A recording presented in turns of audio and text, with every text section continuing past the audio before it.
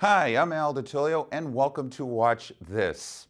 Today you can go just about anywhere for movie reviews of the films being shown in the cinema. Who's get $10 for a movie these days? $20 with popcorn and a drink. Certainly not me. That's why you'll only find the movies we're reviewing at your favorite video club.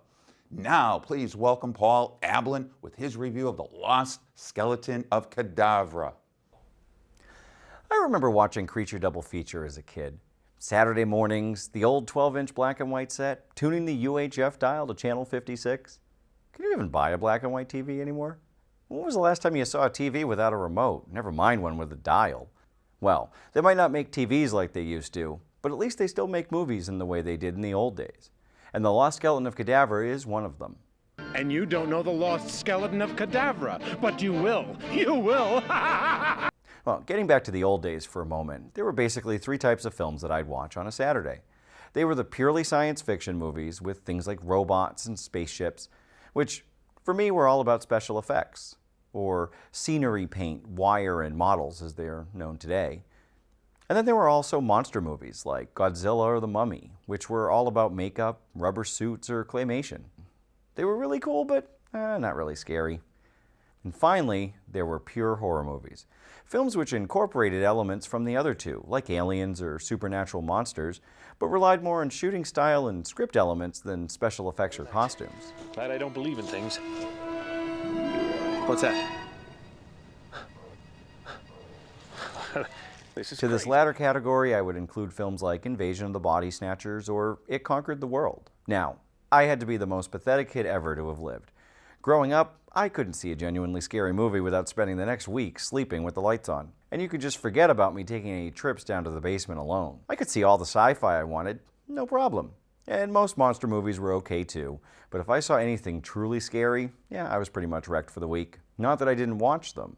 The scary movies, that is. I did watch them. I had to. I couldn't stop myself.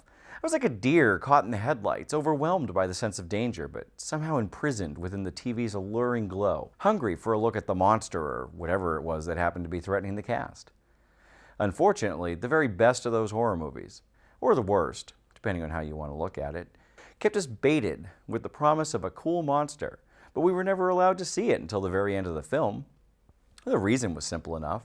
Special effects were expensive and the technology was limited, but the imagination of the audience was both free and boundless.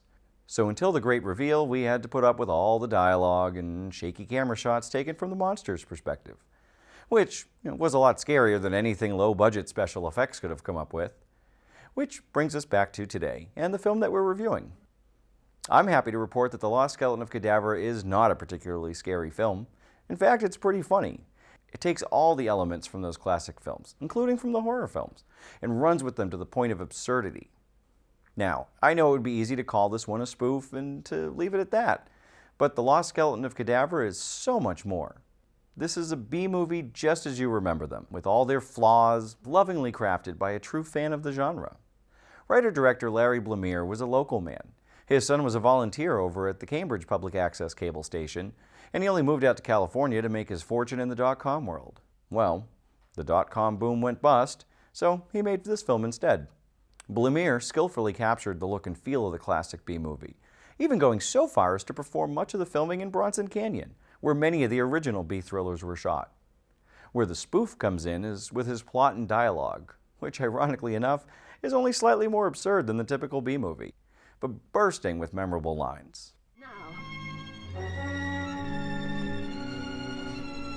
With this atmospherium, Betty, mankind can benefit in many ways, many of them good. I know. You may come out now. Are you certain, Crowbar, my husband? This world is strange to us, even different. Seriously, Betty, you know what this meteor could mean to science. If we find it, and it's real, it could mean a lot. It could mean actual advances in the field of science. Ranger Brad, I'm a scientist. I don't believe in anything. I would hardly expect aliens such as yourselves to have a full grasp of the English language. Aliens? Us? Is this one of your Earth jokes? See? See? And one more little tidbit for the dreamers out there. This is a Canon XL2. The studio here owns two of them. And although they're a good camera, they're by no means state-of-the-art. The Lost Skeleton of Cadavra was shot on a Canon XL1, which is a generation behind this camera. That's right, the Lost Skeleton of Cadavra was videotaped on a camcorder. An upscale camcorder, true, but still just a camcorder. Kind of makes you wonder what you might be able to do with the old clunker lying around the house. So, whether you want to revisit your youth, introduce your kids to a classic B movie that's guaranteed family-friendly, or inspire yourself to go out and make that movie you know's in you, go out and rent The Lost Skeleton of Cadavra today. And look for the sequel. Coming soon! And now M. David Cohen will review Kimba, the White Lion Ultra Edition. Isn't it funny how some things just stay with you? There's this cartoon I used to love when I was a kid, and I think I may have even been a preschooler, but I'm not sure. Anyhow, the cartoon was called Kimba the White Lion, and I hadn't seen it in decades, but I had no trouble recalling its theme song. Simple, repetitive to the point of annoyance, I could hear it as clearly in my mind at the age of 40 as I could when it was bellowing from my TV as a kid. Who's the one who brought the jungle fame? Who's the king of animals in Africa? Kimba the White Lion is his name. For that reason alone, I couldn't resist renting Kimba the White Lion Ultra Edition when I saw that Netflix offered it among its anime titles. Once called Japimation or even Japanimation, anime is the distinctive animation imported from Japan.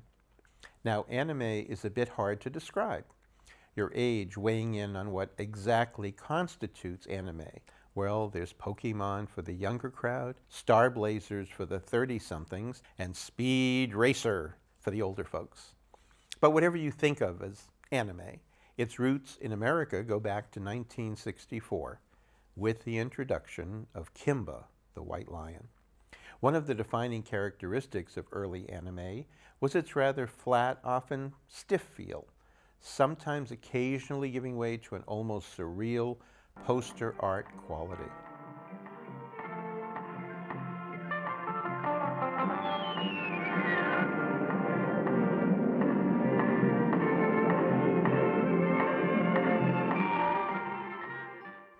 This is because in an age before computers, when everything had to be drawn by hand, budget constraints and deadlines frequently required studios to drop frames, cut animation cells, resulting in clumsy, chopped movement anchored by a few more detailed pieces of art. On the brighter side, kids are as fascinated by the idea of talking animals today as they were 40 years ago. So there's a good chance that any young children you know will enjoy Kimba the White Lion Ultra Edition.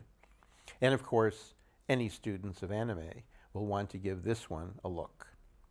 One last thing, everyone who watches Kimba the White Lion Ultra Edition walks away thinking that they know exactly where Disney got the idea for the Lion King.